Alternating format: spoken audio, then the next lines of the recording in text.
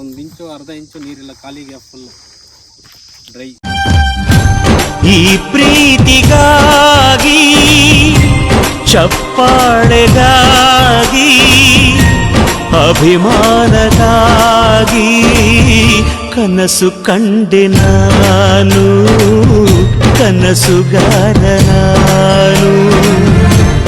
ಈ ಪ್ರೀತಿಗಾಗಿ ಚಪ್ಪಾಳೆಗಾಗಿ.